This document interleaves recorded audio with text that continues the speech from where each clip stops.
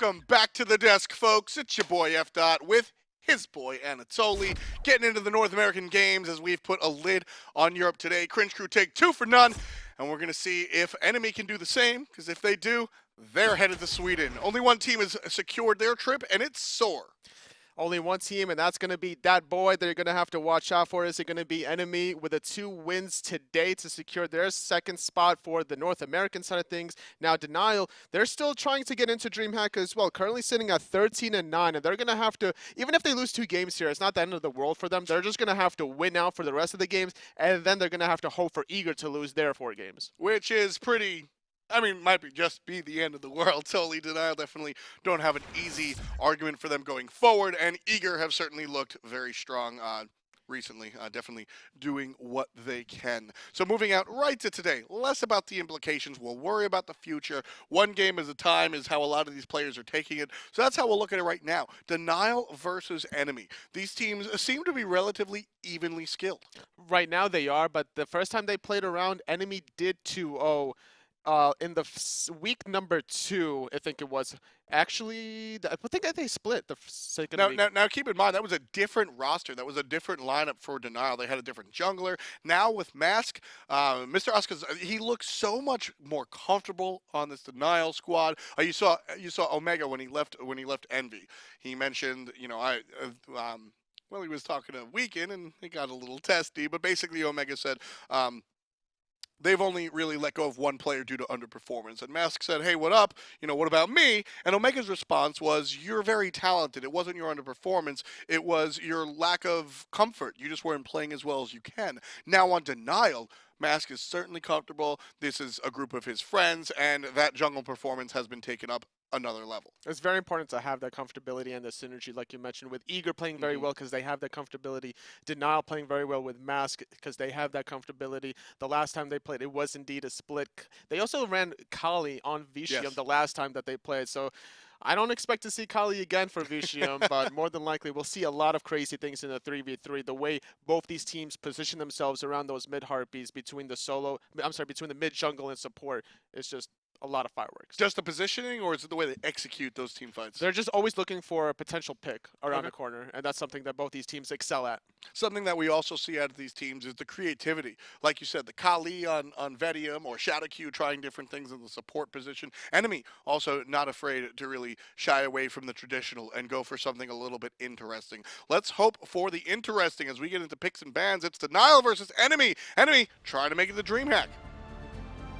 Still looking to go in. Benji made it out. Xenotronics over the wall. We'll take out Ionic. And now dashing corner. Xeno finds a double kill.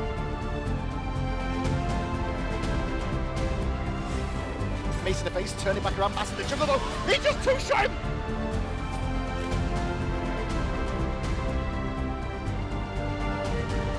Gonna look to try and dash away, but the ball's already there. And Benji recognizes that. He doesn't use his dash. Ults in place, gets the stun. Turn around, kill 2v1. Left side will be Denial Esports. They're the ones that are going to be able to get the first pick and the first ban. If you're looking at Enemy, knowing what they do, I want to take out Zeus right away.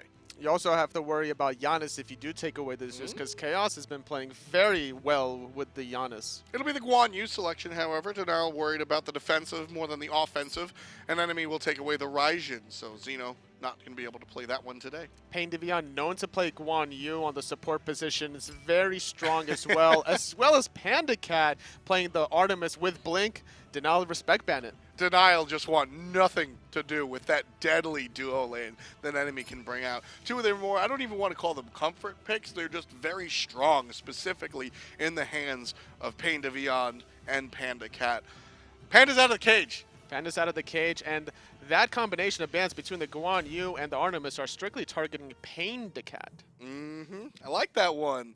Like Benefer, right? Or Brangelina. Car Ramrod. Now we've got PainDeCat. I enjoy it.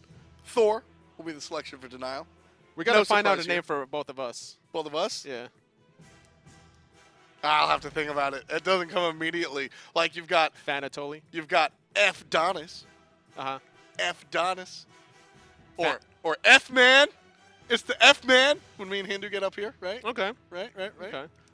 Well, tell us what you guys think in the chat, as we do have second and third picks for Cabrakan and the Zeus already. Interesting picks.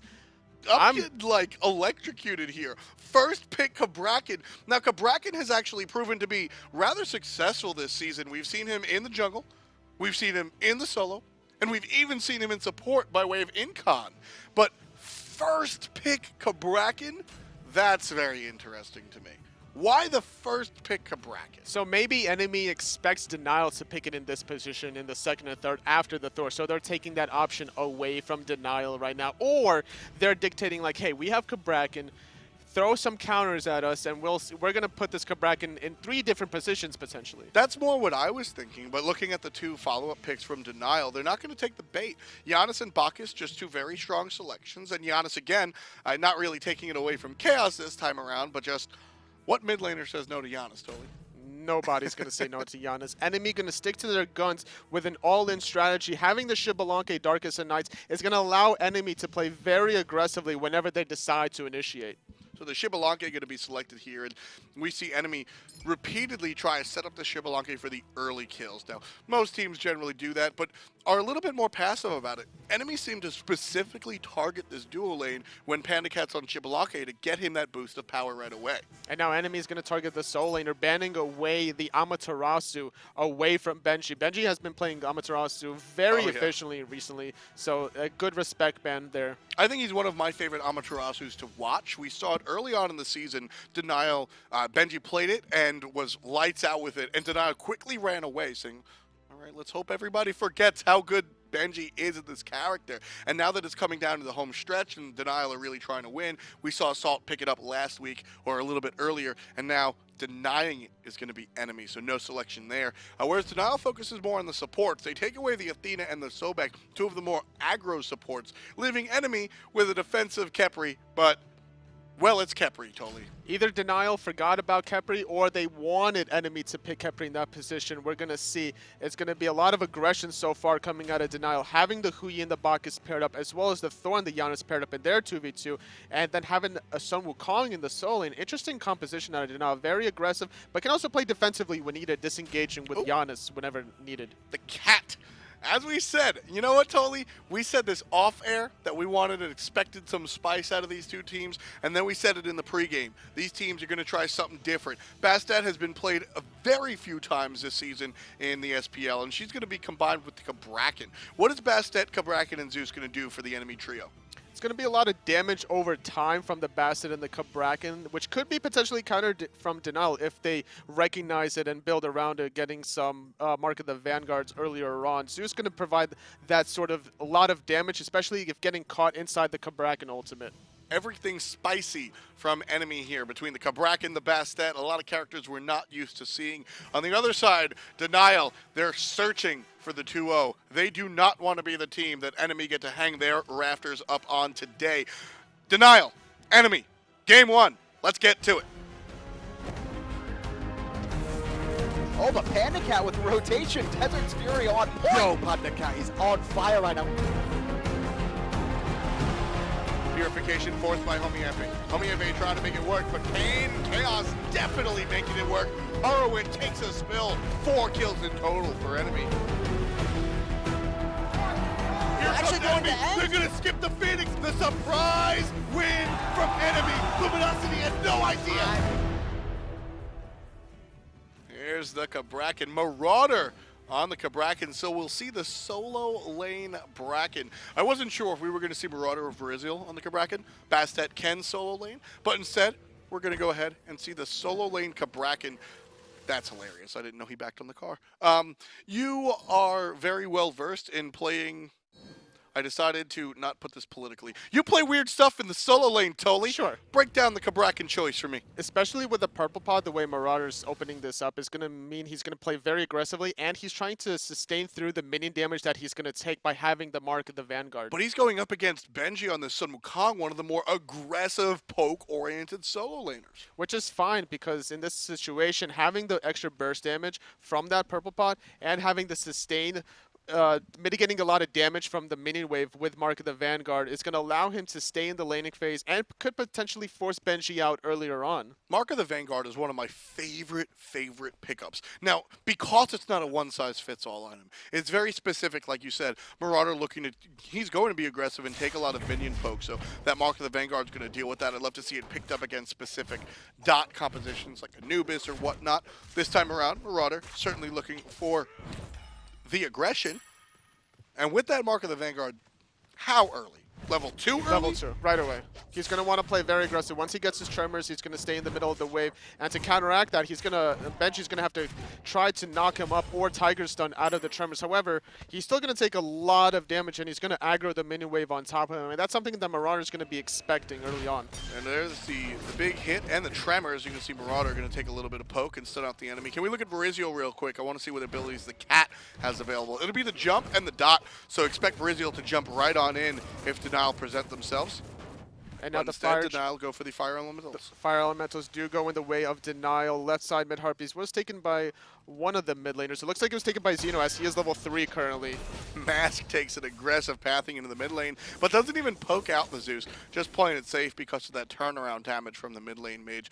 Can be very, very difficult to deal with. Right side mid Harpies, however, will go the way of Denial as enemy take the left. So now Denial actually got the left side mid Harpies earlier on with the Janus being able to take that. That's why he was level 3 to Khaos' level 2 at the time, and that's why Khaos and Varizial weren't able to contest those right side mid Harpies. They still had to stay in middle just to be able to clear that wave. So free 99, both Harpies going the way of enemy, or Denial, excuse me. Good push, good start coming out for the Orange Dogs here. Shadowq and Vetium, on the other hand, sitting underneath their tower. Xbalanque not really known for his wave push, but still, enemy are able to push up onto Denial's tower thanks to the Khepri. And PainDeViande is going to be looking for that wave clear on top of PandaCat. And anytime Shadowq is going to go in and throw out that belch, he's going to try to instantly cancel that with a pluck. So keep an eye on the Khepri. Definitely a big tool for enemy here in this duel lane. You can see PainDeViande now just zoning out the enemy. Both players get rooted and both players forced to use their jump. So a lot of the damage that Shadowq is able to do to the wave not going to be available. And denying a little bit of gold under the tower. Really well done by a lot of gold right now currently from enemy. They're very experienced in the duel lane and know how to utilize their early game advantage. By forcing them so far back, there's just no way for them to clear. I think PainDeViande and PandaCat, this duel lane for enemy, has quickly risen to be one of the more dominant focuses on this team. Khaos, of course, especially recently, has been a very, very big part and focal point for the squad. But Pain and Panda have played together, not just on this team, but previously. Keep in mind, Mask is in the air going directly for the cat. There's the purification, and the Zeus shows up, and it'll be enough to shove Mask in the other direction. Different story for the solo and jungle. Or the mid, excuse me, is Xenotronics ults and tries to get on through, but nothing comes of it. So far, it looks like there was 3 ultimates used, as Benji used his ultimate as well, probably during laning phase, unless he didn't level it up. No, it looks like he didn't level it up currently. He does have 3 points in the cudgel, trying to sustain better in laning phase, finding the clear before the safety net. Benji's telling us right now that he's not afraid of Marauder really bringing him down to death level at least. He wants to get maximum clear out of that cudgel. But the important part about that we won't call it a team fight. The important part is the fact that Khaos kept his ultimate available. And now with Benji having to back to base, enemies going to take advantage of this, positioning themselves, stealing the speed buff away. And again, that opportunity came from the solo lane, but I don't know if we see that hard push, that hard aggression with Khaos' ult down. If Denial respond, the Zeus can go ahead and ult. If Khaos uses his ult in that skirmish we saw over on the right side of the map by the Harpies, I don't know if enemy go that aggressive, so very important to see the ripple effects of these small decisions the players make at this level. Not just the Janus, but as well as the Thor ulti being down. They didn't have the Bastet ulti available, but they don't really need it. Yep. If you have 1 ulti down on your side, but 2 ultis down on the other side, you win that little number exchange. And with that, speed buff going to the favor of enemy, and that's their first real lead. So Marauder on the Cabrakan. Cabrakan is known as a god that early game and early mid game is really this harsh assassin. I mean, the term Fat Loki used to get thrown around a little bit. Nowadays, I think he's more along the lines of Thor, where early and mid-game he does the damage, but he quickly turns into a warrior. Why put him in the solo lane? What does that do for Cabrakan? You're trying to put yourself in a position to rotate to teamfights and set up your Zeus. The higher level you are, the more damage you're going to do. You can hit level 12 while everybody's around level 10 to 11, and that extra 1 to 2 levels for you in teamfights is going to be allowing you and your team to find that early pick in the teamfight. Now keep in mind, Cabrakan is going to be magical damage going up against Benji. Will we see a diversion from the usual Void Shield and stuff that usually comes out of Sun Wukong because he's dealing with magic damage in his lane? That's very possible, and that's why it's a good idea to run sometimes mages, sometimes guardians in the solo lane, because now that's going to allow your hunter in the late game or your jungler to do more damage to that specific solo lane god. So it's going to put PandaCat into position, especially on the Xbalanque. Early Gold Fury coming out from enemy. This is their calling card. Vetium's going to respond, drop the stuns, and enemy are going to get credit for it, but Vetium takes out Khaos for the first blood. So enemy, again, usually, I don't want to say always, but always go for that early game Gold Fury. This one goes the way of enemy, but Denial are able to answer back with 2 kills of their own. Solo kill in the solo lane. Marauder on the Cabrakan winds up 1. That's very important also. Now that's going to separate the gap. However, Denial trying to take advantage of their numbers currently, pushing into the middle lane, getting a little bit of poke. They shouldn't be able to necessarily secure as Bastet was there. And now you always have to respect enemies' capabilities to do Gold Fury, especially when you have the Bastet kitties to tank the Gold Fury for you. That puts you in a really safe position to secure it. Going back to the beginning of competitive Smite, Bastet cats have always been a tool that teams utilize for these early objectives. They take away backdoor protections from the towers. They are able to tank the Gold Fury for you early on, and you combine that with a Zeus totally. I mean, enemy flat out, not only do their competition dictate that they want the early Gold Fury, but like I said, this is their calling card. This is what they've been doing all season. And the Bastet kitties also do a lot of damage to the Gold Fury as well, so you always have to respect that. And with that, a small experience lead into enemy's favor after the solo kill into the solo lane as well, which is very important. Now sitting level 10 is the Cabrakan. Another speed buff invade available to enemy. Nobody in position to contest his Denial, getting pushed away. Mask hasn't really been able to have the impact that he wants. The response at Gold Fury was absolutely fantastic. Mask credit for that. But when you're playing the Thor, you kind of always want to be on the front foot. You have to look in for some kind of plays, and right now Mask hasn't found those side lane ultimates available to him. It's very difficult to gank the side lane when you have the Khepri as well. Mask not going to look to take those portals, just using the Janus ultimate offensively, but not committing, just grabbing those left side mid harpies. Yeah, that was interesting. I loved that combination. We'll hold the conversation on it for a second as enemies show up on the left side of the jungle. They've been taking away the speed buff, and now after 2 rotations, they're looking for the red. The jump away is going to be followed up by the Bacchus. Varizial's going to jump on back, but there's the Xbalanque ult to turn out the lights, and the cat's in trouble. Jumped right on top, and Benji gets credit for 1. Shadowq gets credit for 2. Denial on top of this team fight, 5-3 right now as far as who's alive. And Shadowq is going to go right onto his back jungle, pick up some farm, and him and Xeno are going to go back to base. That was so important to kill the Bastet in that situation because the kitties were about to destroy Xenotronics there, as Marauder is just going to try to defend the tier 1 mid tower, going to force Benji away. The speed buff and blue buff are available, and if Denial recognize that, that could be a good way for them to regain some of the momentum. And you can see Mask, he's got his eyes on that blue buff. He'll go ahead and invade. Benji tags the wave, and he'll show up again. And they'll be able to take that blue buff away from the Cabrakan, who largely needs the blue buff. We see some characters like Chalk who can deal without it, but Cabrakan certainly needs that. Especially with Tremors constantly taking mana every single second, so that option is not available to Marauder. So I like the idea and the aggressiveness that an enemy had to begin with, recognizing that the Janus ultimate was down, which is why they wanted to play aggressive at the red buff. However, the Bastet overextended a little bit. Denial instantly bursting her down was just beautifully executed. And Denial, again, looking for the opportunity after the team fights, go ahead and pick up the fire elementals after just creating a little bit of space. Denial have been very aggressive and has paid off this time around. And Benji recognizing that Varizial was going to cancel the back, just had the Tiger Stun ready as soon as she landed, getting Tiger Stun, going to force her back as well. Shadowq now, joining up with the rest of his team.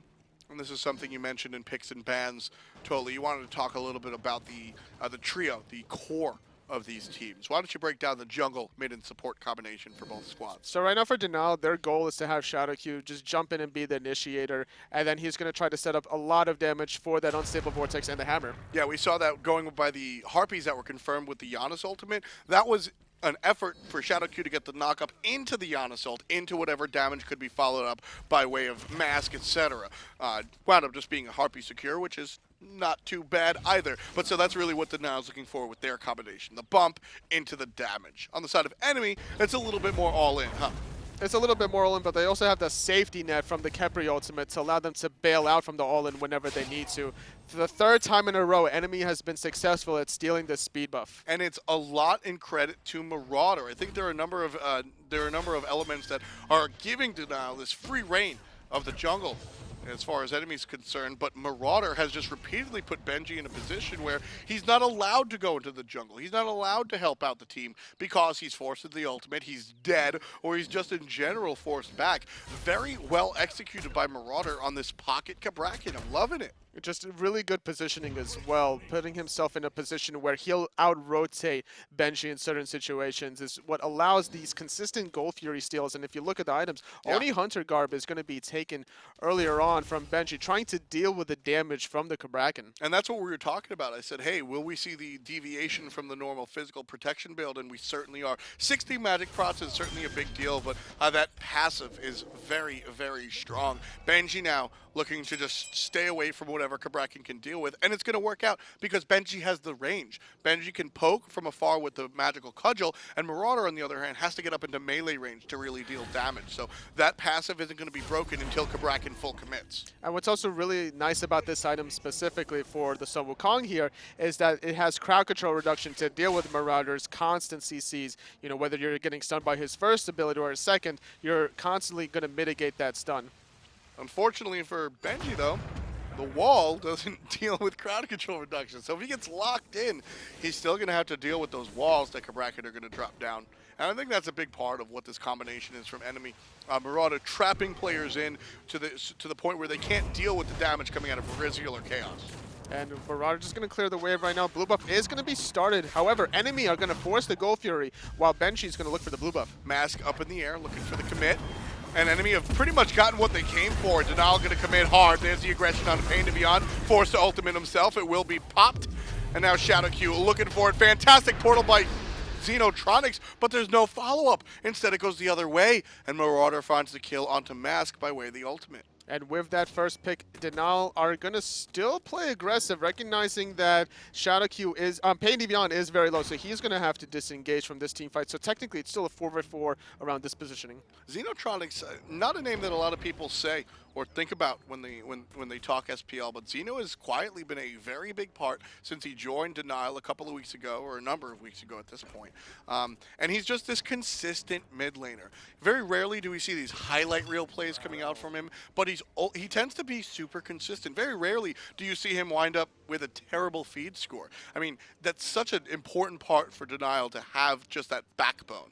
And he used to main ADC playing with Shadowq consistently in ranked, but ever since Vetium came on board, they recognized that it's better to put Vetium in that hunter position and move Xenotronics because they still have the synergy between Shadowq and Xeno regardless of what lane he goes. So they're always going to be playing together and utilizing their synergy together. And again, you know, that seems to be Denial's whole jam.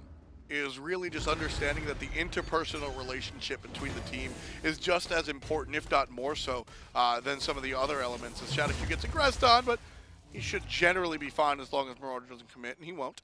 And with the kitties being dropped, instant response with the Bacchus ultimate, making sure that they're not going to be able to chase him down. During the engage earlier on, PandaCat going to start the Gold Fury. Looks like it is going to get spotted out by Vetium, however. Yeah, Vetium's been sitting here the entire time, just sitting back in his own jungle with that vision line onto the objective. Jumps in place and then drops the Suns, staying committed despite the Xbalanque ultimate. Down comes Mask looking for multiple kills. Benji gets one. The double tap will connect for two. Well played by Mask. And now he's going to continue on. Benji chasing down Khaos. Marauder answers with one, but Benji gets the double kill. And around the corner comes Mask looking for the combination onto Pain. There's the Tremors. It's going to stop three, but Mask, get Ascar-Zotted. PainDeViande dies. 8 kills in total for Denial, and they're the ones that are going to get the Gold Fury. And after that meditation, they're looking like they're going to be able to secure it for free, as Marauder's going to look to try to be aggressive here. He's going to try to get into a position to steal it potentially, but Benji has something else to say about that. Great zoning coming out from the solo laner. Might not be enough. Marauder's here. He's stunned. The team has to take him out, and they will. The Deicide comes out, and Denial Esports confirm the Gold Fury. 9 kills to 3. Denial surge forward with that team fight, finding 5 in total in that fight alone. And it's going to bring 3,000 gold up to Denial. Look how even this game was up until that Deicide and Gold Fury, spiking into Denial's favor. Currently 3,000 gold, 5,000 experience. Now, with this kind of a lead, they're going to have to figure out a strategy where they do something with this lead, because constantly, despite the game being even, enemy strategy was to steal the speed buff away and then look for plays elsewhere patiently. Now, Denial has the option of driving the car. And I'm very excited about Mask's display today. He's 3-1-5, and he has not gotten a single speed buff outside of the one that spawned at the beginning of the game. It's very easy to, as a jungler, I mean, that's all your farm, right? It's very easy to get behind. How has Mask stayed relevant without having that farm available? He's still doing a good job sharing the mid wave consistently with Xeno as well. You know, putting himself in a position to look for plays, as well as the Thor ultimate right there on top of Khaos. Khaos is going to pop the Purification, and between that and the Vetium ultimate, everybody in the mid lane for now going to head backwards. Well played. Good job from PandaCat to drop that ult. It's very easy to counter the Thor ultimate when you do have the Xbalanque Darkest of Nights. It's difficult to see, but Mask is a very experienced player, so he knows the general location. Even if he doesn't connect, he'll put himself in a position where he could potentially pin the Zeus against the wall with that Tectonic Rift. You know, a fun interaction that I'm not sure if we're going to see is the PandaCat Marauder interaction. If players are caught in the tremors while the Xbalanque go out, it's just like the Bacchus ultimate. You can't not move, so you're auto-stunned. I really hope we get to see that, because it's a lot of fun. That would be a good option available to them, but right now they're kind of in a little bit of a deficit, and they're going to have to allow Denial a little bit of space currently until they find the right opening to exploit. It's going to be a little difficult right now. Shadowq not connecting on the flop. PainDeViande still surrounded, though. He gets stunned out, and there's a lot of damage coming out from Mask. That Thor.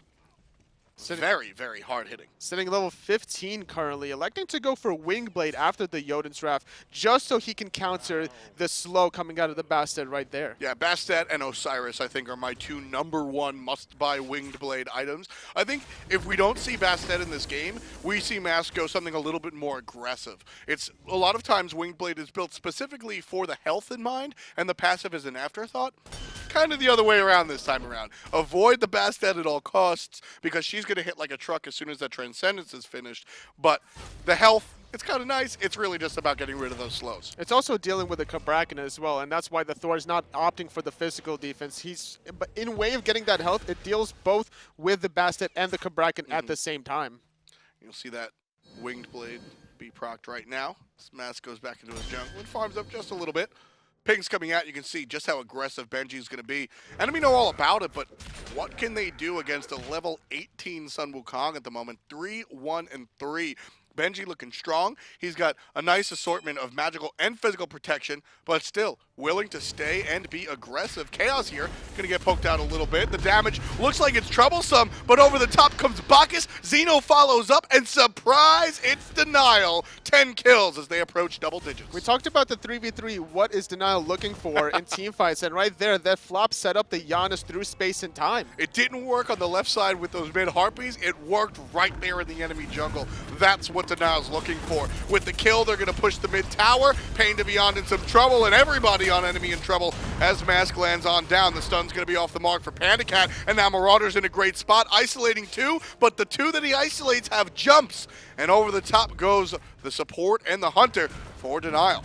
And with that, the tier 1 is successfully defended. However, after that meditation, Denial might be looking to continue the siege right now. Oh, yeah. As it is going to be a 5v4 in the mid lane. Going to force PandaCat out. He doesn't have much mana remaining, and his dash is down. I mean, that was a fantastic defensive set coming out from enemy, but they utilized the ultimate from Marauder. They utilized the cats as well, if I'm not mistaken. So the follow-up, the second initiation from Denial, was just too strong. Enemy used their tools already in Go 1, so come time for number 2, Denial, They just had the upper hand. They were able to take out the tier 2, take out the tier 1, excuse me, 500 gold because of that, and Denial sit pretty, 4,000 gold up. And now the next objective to be looking at is Gold Furies. That's going to be respawning in about 20 seconds. Denial with a little bit of a lead. They could potentially force this, look for more picks, try to force out PainDeViande's ultimate earlier on in teamfights, and the enemy's going to have to recognize that, get some vision of their own, and try to look for a counterplay.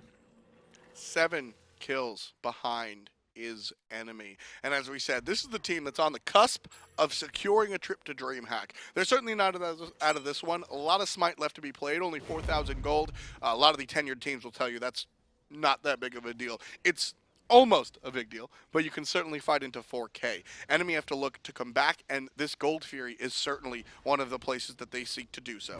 4K gold lead is pretty high. However, at the 20-minute mark, you could deal with it. Exactly. If that happened at the 10-minute mark, 5-minute mark, then things are looking very grim and very quickly for your team. And enemy is a team that's very experienced, and they know how to play from behind as well. So it's not like they're out of the game quite yet. Especially with the performance enemy is having. It looks rough. It's 10-3 with 0 forward 1 on your mid lane Zeus. But Marauder has been playing fantastically, and I think the dual lane, you gotta wait.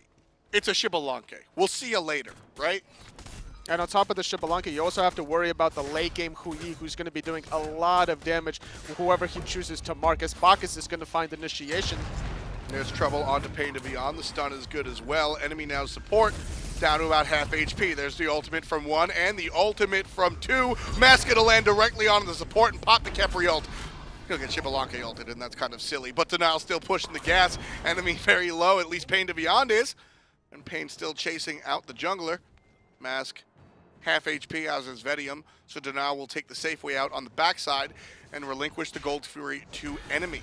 And Denial's strategy has worked in terms of forcing the ultimate from PainDeViande, but they have to defend this Gold Fury. Ultimate's not available for Vetium, so it's going to be all hands on deck. You see Benji on the backside and Mask lurking in the jungle as well. Everybody on enemy now aware that there's a Thor on the side, so the Gold Fury is going to be leashed. Benji finds 1. 2 players very low. Commitment onto Khaos. The Sanctuary is knocked up, and so is Khaos. Double kill for the King of the Monkeys. Benji's going to, or Varizial, going to get credit for Vetium, as Vetium just couldn't find the way out. And now Benji, toe-to-toe with Marauder, knocking up the level 18 Cabrakan. Sun Wukong still wants to stay here.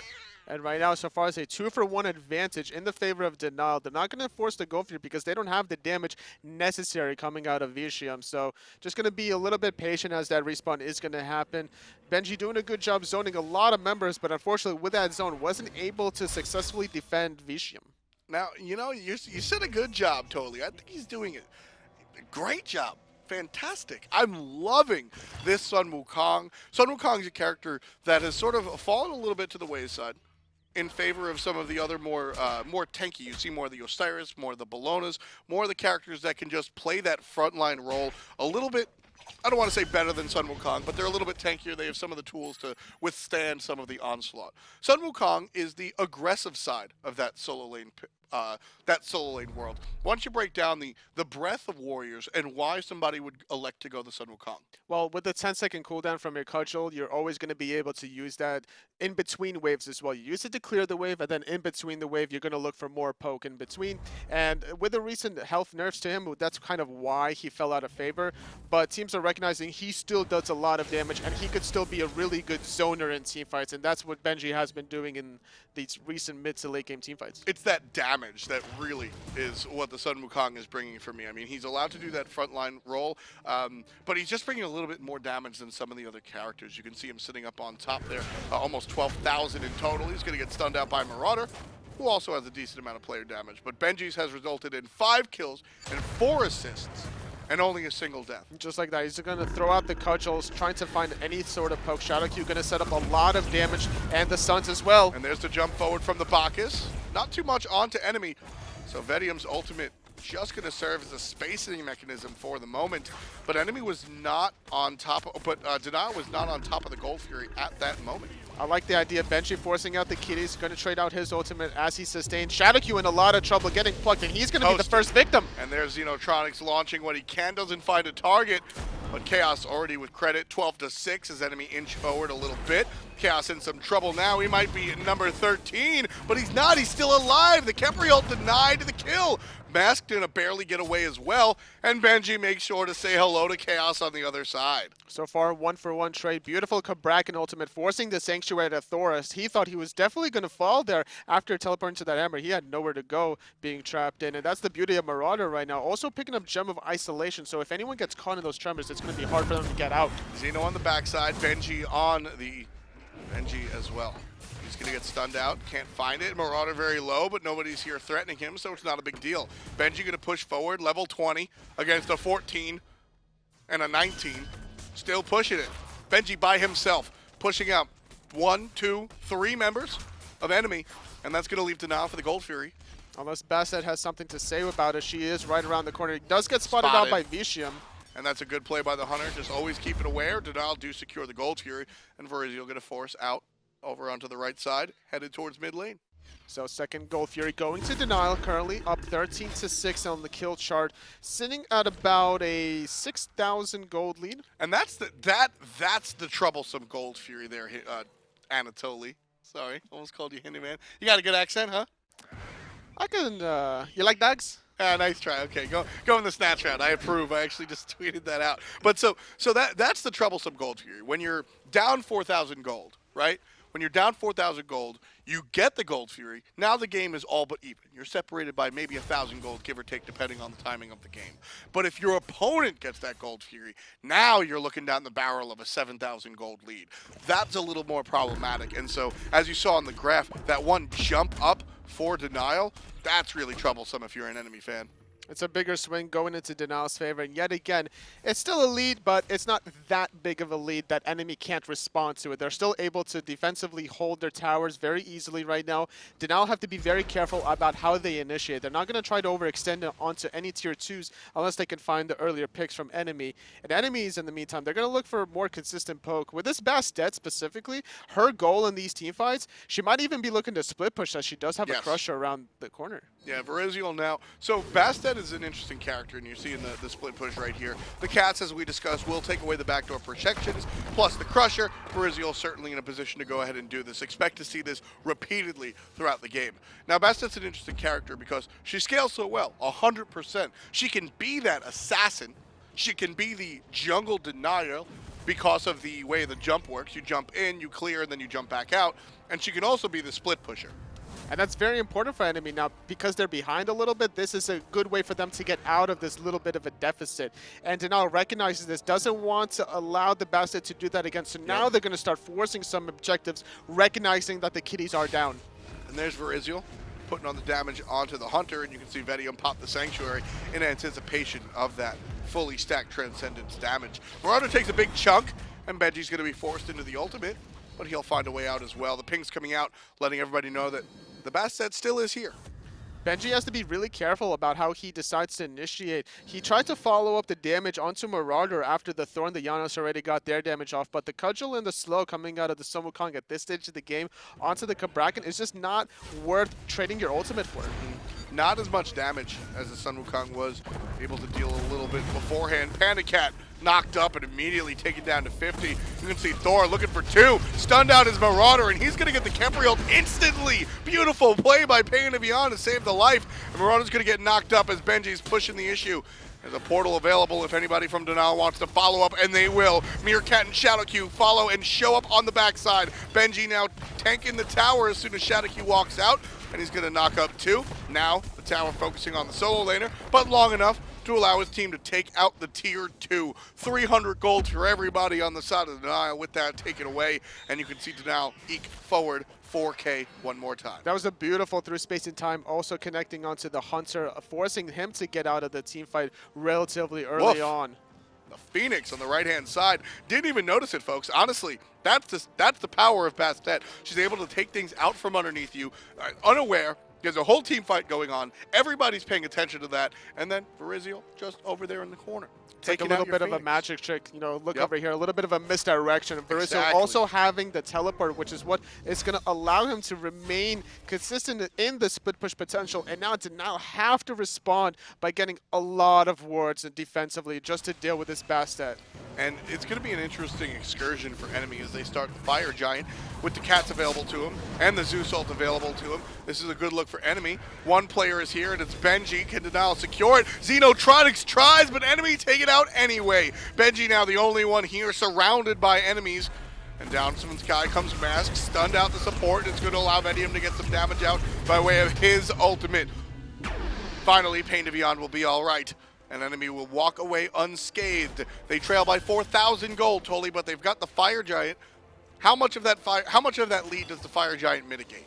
It basically stalls out the game for a very long time right now. Bastet's doing already a good job by keeping the game even, by backdooring the tier 2 tower, by backdooring the Phoenix. Now enemies in a good spot, utilizing these kitties not only for gold here, but the towers, the Phoenix, and the Fire Giant right now. Consistent, really well executed by enemy. Transitioning the speed buff invades to all these objectives using the kitties. And that's what I like a lot about Bastet. I mentioned the 3 separate things Bastet can do. They're for 3 separate parts of the game. When you're even, you want to go ahead and find those kills to enable you to find the stuff after the stuff. When you're ahead, you want to deny that jungle by way of the in and out of the jump. And when you're behind, you want to put yourself in a position to split push and go ahead and get things like that Phoenix. The team fight, Denial might have even came up on top, but if they win 3-2 and the Phoenix goes down, that's an enemy team fight all the way to the barn. So Varizial doing exactly what this pick allows him to do, and you can see the 4,000 gold lead. Fire Giant comes on top because of the gold fury that enemy are able to confirm, along with a couple of objectives, Totally. This lead is all but neutralized. And Thor having to defend the right side of the lane to the Fire Wave is going to have to back, and now Denial are going to have to concede the tier 1 tower. They're going to try to do something, however, about this tier 2 tower. It's up to Denial to defend it. All ultimates are available for them. Benji's, of course, a little bit less fearsome. It's really more of a defensive tool. Mask, on the other hand, quite a different story. Landing on a couple and stunning. There comes in Shadowq. He's going to intoxicate 3 as well. Pain's very low, as is Khaos, but they're going to be safe on the left side, and Denial successfully defend their tier 2 tower. Through space and time connects onto 2 targets. Unfortunately for Khaos, he was so afraid of that unstable vortex connecting, he used his sanctuary at the end of that team fight. That might cost him later on, depending whether or not the Khepri will bail him out with an ultimate. Poor PandaCat sitting on top of the player damage as far as his team is concerned, but still unable to find a kill. So unable to find any of that additional power. I mean, not having a passive is pretty rough. It's pretty rough. However, having the Fire Giant is definitely can make up for it here. Having the sustain available for the enemy and the rest of them, there's just not much that Denial can really do about it right now. Yeah, they used all the tools. Again, we saw this happen last time where the tools are already used. Mask can't go up and stun out too. Xeno can't ultimate and scare away the mid laner any longer. So the enemy are just sheer pushing forward. There's a crit and a hit from Khaos, and him and the Hunter combine as PandaCat deals a large amount of damage to the target, and Shadowq falls down. Sprint is popped. Panda going to focus on the tier 2 tower while everybody focuses on the team fight. Xeno's gone. Khaos on top of that one. He had a harsh early game, but able to turn it around come late. That's the story of Zeus. Tier 2 down on the left-hand side, an enemy looking for the Phoenix. Tier 2 tower should have been conceded after their first initial defense right now. Thor had to go to the right side of the lane just to defend with the Fire Wave, and now the left side Phoenix is getting aggressed on, and it falls as well. And now there's a Fire Wave flooding into the right side as well. Marauder half HP, still sitting here or very close up to the top front. You can see how he's built. It's pretty much extremely hybrid. You've got a lot of these items that give him health, and a lot of these items that give him protection, while still allowing him to be offensive. Not enough defense for Marauders. Vetium gets credit for that off of the assist from the jungler. Fantastic ultimate coming out from Thor to isolate the solo Cabrakan. It doesn't matter, however. Getting the left and the right side Phoenix puts enemy in a really good position currently. Trading one person is definitely worth it right there. You do have Fire Giant coming up in about a minute. It's going to allow perfectly amount of time for Marauder to respawn and still be a factor in this next objective. And you can see Marauder finishing off the height of the Nemean line, afraid of some of the physical damage that's coming out from not just Vetium or Benji, but really Masked. 3, 1, and 8. I think he's had the best game for Denial today. It's been a lot of damage with his build, having the Titan's Bane as well as the Brawler's Beatstick. Just a lot of penetration, so he's trying to deal with that right now currently. And the Brawler's Beatstick, of course, going to help out a little bit on the side of lifesteal for Xbalanque. Although, if Xbalanque gets 2 or 3 shots on you, you're probably toast. As you can see, the full build coming out from the Shibby. 2 crit items, Wind Demon alongside the Rage Blade. I like the fact that enemy are chasing Denial out of here. Denial tried to force the situation using Marauder as an advantage, but Varizial finding the middle Phoenix yet again with another backdoor. This is where I usually say surprise, but it's not a surprise. This is the second Phoenix out of 3 that we've seen Denial get by way, or excuse me, enemy get by way of Varizial's backdoor split push. Only one was really taking the traditional way, Siege. And we'll see enemy start up the Fire Giant as the majority of Denial have to pay attention to the base. Yeah, There's just a lot of tending to home to do. Titan took about half of its health already. Shadowq looking for a potential steal. Gonna get stunned out. Ultimate Well comes done. out. And Shadowq picks up the steal with the ultimate. Varizial trades on back. So enemy, no successful zoning. Shadowq winds up getting past. You saw PainDeViande give it a shot, but wasn't enough. And Shadowq on the Bacchus. Bacchus, one of the better gods to steal away things. Winds up with the steal. Thor's up in the air trying to delay this push. Gonna find the early pick onto PandaCat. And there's another kill coming out, but Varizial answers back on top of Mask. There's 2 dead for Denial and only 1 dead for enemy, but it is their Hunter. So Marauder's gonna get focused, and from both sides comes Denial. 2-4-2. Denial lead in kills 16-10, but they're trailing in gold by 4,000. Just a beautiful defense right now coming out of Denial, recognizing that without Fire Giant, they're not going to have the sustain, utilizing their own Fire Giant, courtesy due to Shadowq's potential to steal there, and now they're finding that early pick with the Thor ultimate around the corner. Definitely caught enemy off guard. What a fun game to watch, Anatoly. I mean, we've got so much implication here for the future. Enemy looking for the 2-0 to secure 100% their trip to DreamHack. Denial just trying to keep the dream alive with some wins here today, and we're seeing such a high level of play from both of these squads. Denial definitely not out of it, and their morale is not deterred from the back door from Bastet. A lot of players and teams will be very demoralized after witnessing so much backdoor coming out of a Bastet, but Denial are still very focused right now. They know what they need to do to defend and hold against enemy. Well, Denial embrace some of the alternative strategies a lot of the times. Like backdoors tend to be considered alternative strategy. The early game Gold Furies that enemy go for, Denial also go for as well. Shadowq is very much an innovator in this game, and maybe that gives them a little bit more thick skin to deal with some of these aggravating compositions and strategies that enemy are pulling out, because Denial, they're liable to do it themselves. Shadowq, known to be a very good theory crafter for him throughout his history of playing Smite, has quite a wide variety of strategies and knows what's kind of in right now, and min-maxing is definitely his goal. Anytime he knows exactly also when to execute, knowing how to juke abilities specifically out of the launch tournament as well. So if there's a Shadowq next to you, you better be sure to be careful. Enemy getting aggressive now. You can see PandaCat trying to play it safe. He doesn't want to fall down like Varizial did as Denial answers back. There's the Xbalanque ultimate leaving, and 2 very low players on enemy. Xbalanque trying to stay on the outskirts of the fight, and he'll do so for the moment. Denial now going to surge forward, rooting out just a decoy. We talked about the late game damage coming out of both those Hunters. Vetium doing a lot of damage to Marauder through space and time, connected onto Varizial, doing a lot of damage. Janus having to defend the Titan, so they're not going to have an option. Zeus doing so much damage. And the push forward, Marauder gets 1 kill on the Vetium. Shadowq not going to get hit by the abduct, but he'll get hit by everything else. Cabrakan winds up with the double kill. 3 members alive for Denial, but it's so late in the game that the duo lane for Denial are down for 50+ seconds. With Varizial down, everybody else on enemy alive. You can see the squad looking for the push-in. Khaos gets 1 more. Xeno and Mask are the only players alive. Scratch that. It's all up to Mask, and he's going to have no part of it. The Titan falls down, and enemy take game 1. They are that much closer to DreamHack. Just 1 win away from securing their spot into DreamHack Sweden. It's got to feel good right now for if you're enemy right now. Denial still play very fantastically. They just kind of fell behind once those Bastet kiddies started backdooring them. I mean, Denial put on a fantastic showing. We saw them have a fantastic game. Mask played out of his mind. They were leading for the majority of the game, and then enemy just answered right on back again.